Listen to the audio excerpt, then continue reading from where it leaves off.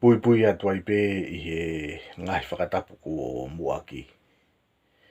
Puke i pē a whangamari e ko ni ke hauka atua i pē e tau Pulukalama. Pea moe ngahi historia tonga. Aho wawaluene o katopa wafe woa. Maloho mulelei ki he ahon kāinga whanongo. Whapapalahi eni ki he tonga kotoa pē. Whakataangi pimua e whala kau ngāu e pimua ngahi rea whaingofua. Koe kawenga mo tau Pulukalama pe moe ngahi historia o tonga ki he ahoni. Teu ki lau watu ai risi. Pe koe hohoko o e hatu i haataka laua. Ka kou acknowledge ni a toke tāsi ausi la iu. Koe hui koe risi o kou ngāu e aki.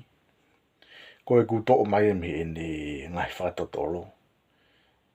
Pea moene ngahi whikum ki he mala e o historia atonga. Koe poini uraki o kou whietala noa ki ai. O ku osi mahino pe koe hohoko o e hatu i hataka laua. Pe koe risiko e hatu i hataka laua. O ku kehe peia. Makatunga peia ia ki nāu tōna nau hike risiko ia. Makatunga peia ia ki nāu tōna nau whakahoko ai whakatotolo ko ia. Pea ukai ki whakatai ao ngai harisi ia. Ka koe ku ngahi Pulukalama te u ngāu e pea ngahi risi na ngāu e aki e toke tā i lai u. Pea koe toenga o e ngahi risi koe o ku wou whakapapalahi ki ai. Moe ngāu e lahi nai whakahoko. E kau whakatotolo ki ngahi risi ko ia.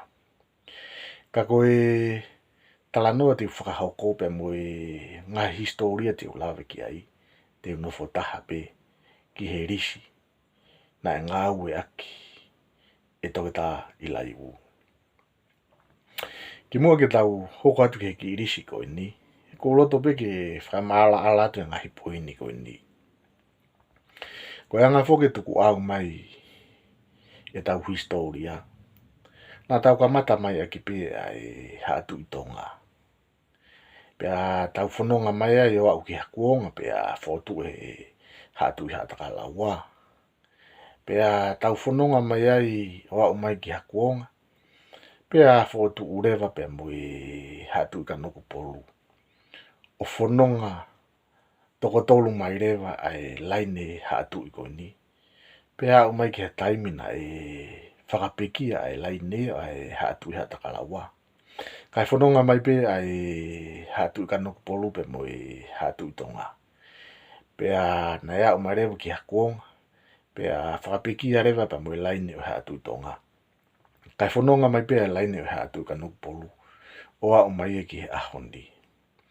Ka te watu peha ki ata nou peha whanonga mai ko ia. E koe ka winga e koe ako o si lawe peha ki ai. Ka ko uloto pe ke o atu ki fwoi ata ko ia. Ke mo mea ki ai. Ko ka matanga whoki o e hatu i tonga ne ka mata pe mea aho itu. Nai whanonga mai ai e hatu i tonga. O au mai ke tu tonga na ua tolu. Ko taka laua. Pena e whakapongi rewa a taka laua. Pea nai hoko hake rewa ne fuha a ka uwhanua whikai. Koe tu tonga no ua whaia. Pena e hanga rewa e ka uwhanua whikai. O whakanofo ano te hina. A mo unga mo tua. Koe fufua tui haa taka laua ia. Pea whanonga mai heni e tau historia. I he tui tonga pe mui. Tui haa taka laua. O au mai ki ha kuonga. Pea koe kuonga ko ia. Koe tui haa taka laua whika o no ia. A mo unga tonga. Pe whanofo rewa e mo unga tonga ia. Aho na foha ko ngata. Koe fufua tui ka nuku polu ia. O whanonga whakataha mai rewa. Ai hatu i koe ni. Ai hatu i tonga. Hatu i haa taka laua. pe mo ha tu ka no polu na fononga whataha mai koe ni pe au mai ki he tau tafitu hiwe hiwa ko ta uia na e whakapeki ai hatu ha takalaua kai kei fononga mai pe ai hatu i tonga pe mo hatu ka no polu pe au mai rewa ki hakuonga pe a whakapeki a rewa pe mo tu i hatu tonga kai fononga potaha mai pe ai hatu ka no polu o au mai ki he ahoni pe ko ngai ka vinga ia ko ia ka inga whanongo o Oshikawa ko toa ia i he ko ngai polo kalama na o siwha hoko atu ka kono o atu pe ki pui pui toa ko ia me whakamanato atu pe ka teu o atu e risi pe ko e hoko hoko o ha atu ha takalaua o whakatatau ki he whatotoro na e whakahoko e toke tā ila iu ko fufua tu ha takalaua ko mo ngā motua tu ha takalaua hanoua tane ki tonga tolu wae o matoka wha siulanga pō nima wakalahi moi uri ono mo ngā tonga whakatoka ngā iange ko mo ngā tonga eni nā ne whakotu ao no whoha angata ko e fufu atu i ka noku polu fitu fotofiri walu waea hiwa moea kiola hongofulu tatafu tahataha kafoa tahawa tui o nuku lave tahatolu siri wakai whanga tawha fuataki fola tahanima mai ariwaki taha ono pia koe tui haatakalau whakamui mui taha ia na e pekia ia i he tau taha fitu hiwe hiwa o muri ki haa mea koe ki hohoko ia pe koe risi ia o he atu haatakalau ka kou fi whamaa o pōpoaki e tau ki porokalama koe ni e ki poini mahu inga koe ni na e tūku au mai e tau historia na e taha pe hatu tonga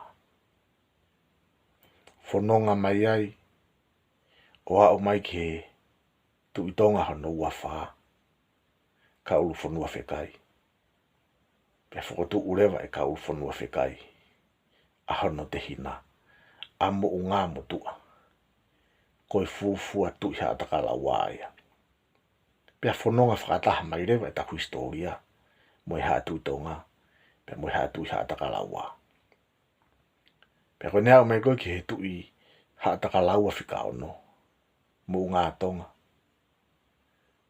pe ne whanofo rewa e ia hano fuha angata koe fufua tui ka nuk polu ia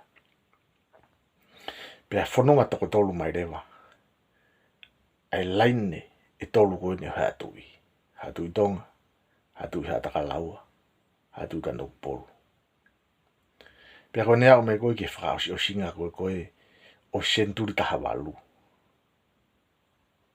Pea koe pekia ia, ai laine o hea tu i hea takalaua.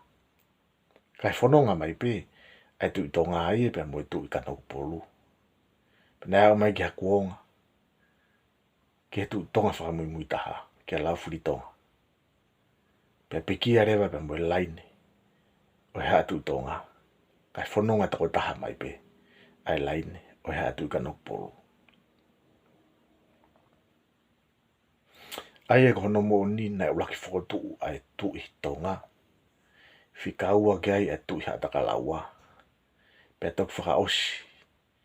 Pe whakamui mui hana whakotu. O e laine o hea tu i kanoku polu. Ka koe mea maari e. He na e ulaki pekia e laine ia o hea tu i hata kalaua.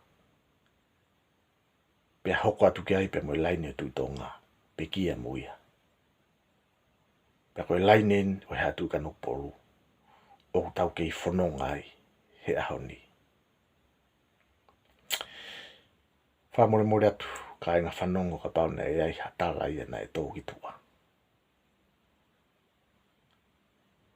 Ka hei kai ke whai hatuka. E hoko no atu mihisi e nolo koe ni. Ai ngahi historia maari o tonga. A tau wete muai ki ahoni. Revereva e whitapa. Tua whātu.